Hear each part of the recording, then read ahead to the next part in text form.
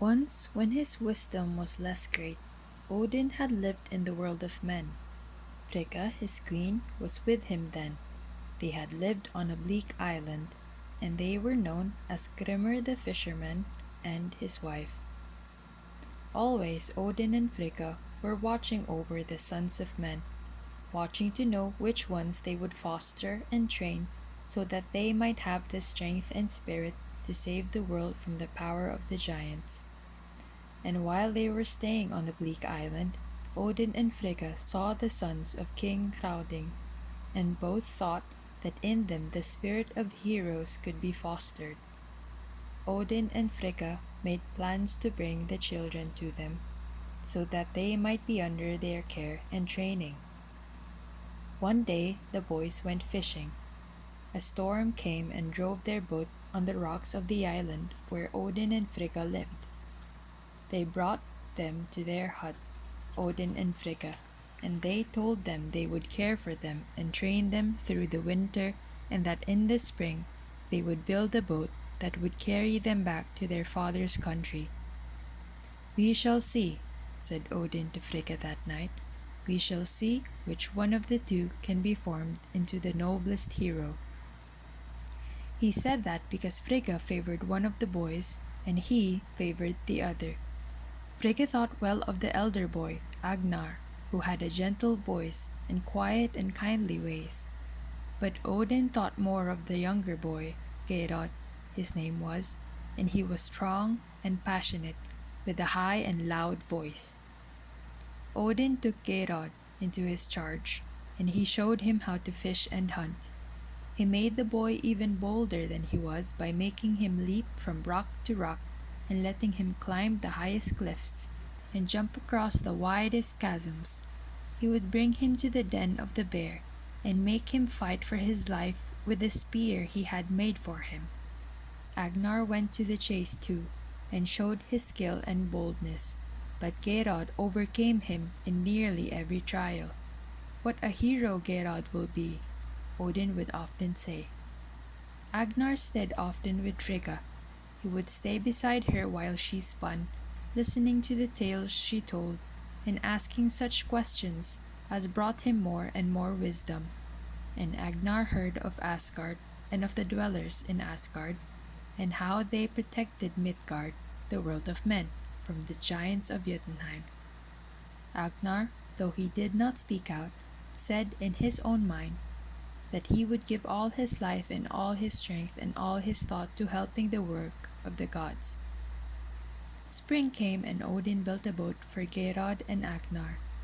They would go back now to their own country, and before they set out, Odin told Geirrod that one day he would come visit him. "And do not be too proud to receive a fisherman in your hall, Geirrod," said Odin. "A king should give welcome to the poorest who comes to his hall."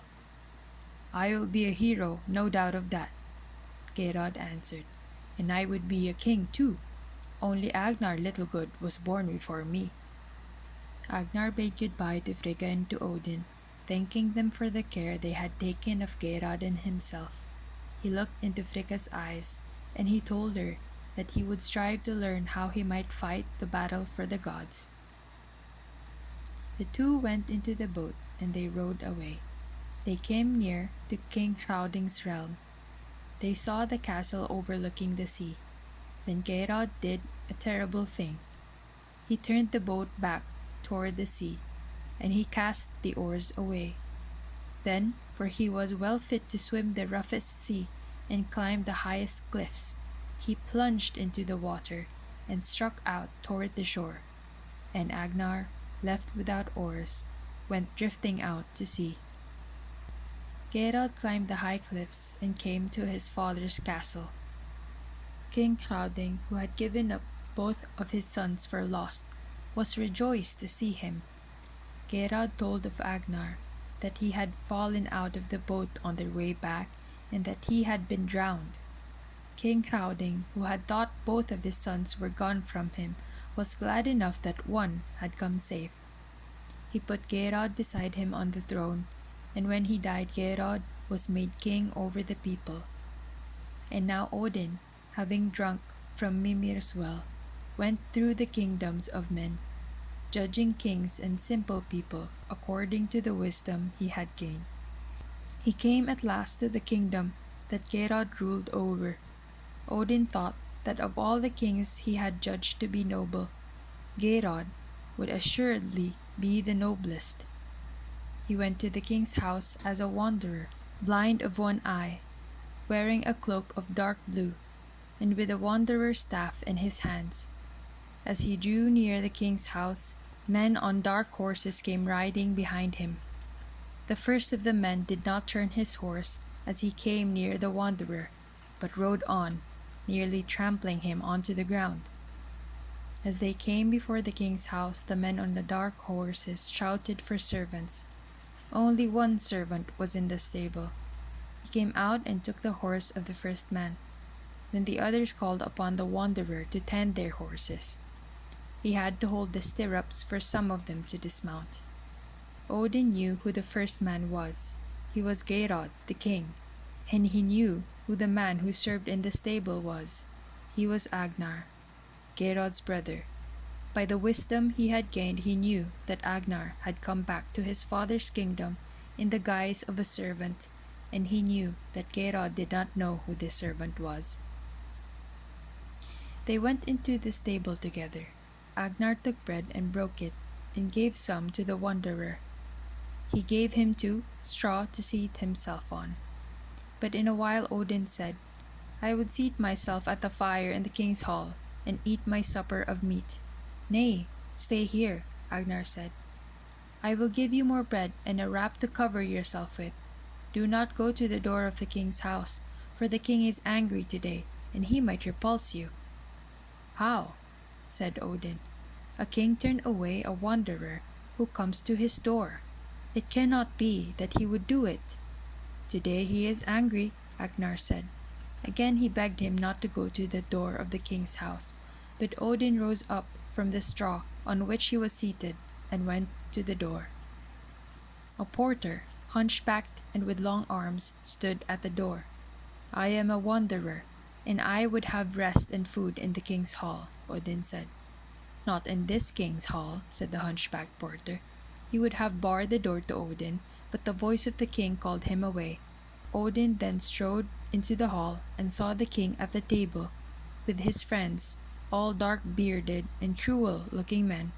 And when Odin looked on them, he knew that the boy whom he had trained in nobility had become a king over robbers.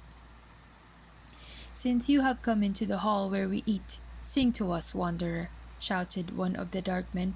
"Aye, I will sing to you," said Odin. Then he stood between two of the stone pillars in the hall, and he sang a song reproaching the king for having fallen into an evil way of life, and denouncing all for following the cruel ways of robbers. "Seize him," said the king. When Odin's song was finished, the dark men threw themselves upon Odin and put chains around him and bound him between the stone pillars of the hall. "He came into this hall for warmth, and warmth he shall have," said Geirrod. He called upon his servants to heap up wood around him. They did this. Then the king, with his own hand, put a blazing torch to the wood, and the bundles blazed up around the wanderer. The wood burned round and round him, but the fire did not burn the flesh of Odin All-Father. The king and the king's friends stood round, watching with delight the fires blaze round a living man. The wood all burned away, and Odin was left standing there with his terrible gaze fixed upon the men who were so hard and cruel. They went to sleep, leaving him chained to the pillars of the hall. Odin could have broken the chains and pulled down the pillars, but he wanted to see what else would happen in the king's house.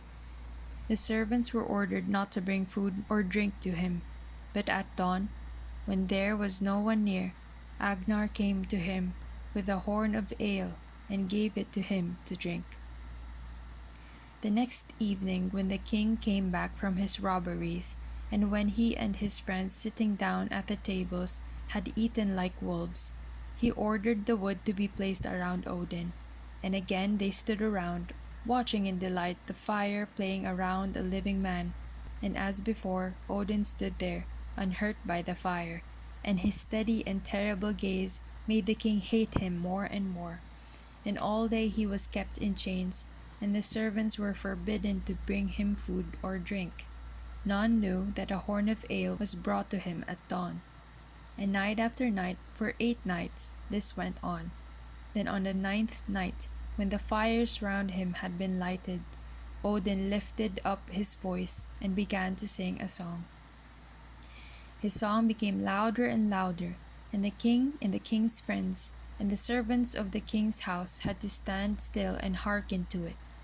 Odin sang about Geirrod the king, how the gods had protected him, giving him strength and skill, and how instead of making a noble use of that strength and skill, he had made himself like one of the wild beasts. Then he sang of how the vengeance of the gods was about to fall on this ignoble king. The flames died down, and Geirrod and his friends saw before them, not a friendless wanderer, but one who looked more kingly than any king of the earth. The chains fell down from his body, and he advanced toward the evil company. Then Geirrod rushed upon him with his sword in hand to kill him. The sword struck him, but Odin remained unhurt. Thy life runs out, the gods they are wroth with thee. Draw near if thou canst, Odin thou shalt see. So Odin sang, and in fear of his terrible gaze, Geirrod and his company shrank away. And as they shrank away, they were changed into beasts, into the wolves that range the forests. And Agnar came forward, and him Odin declared to be king. All the folk were glad when Agnar came to rule over them, for they had been oppressed by Geirrod in his cruel reign. And Agnar was not only kind, but he was strong and victorious in his rule.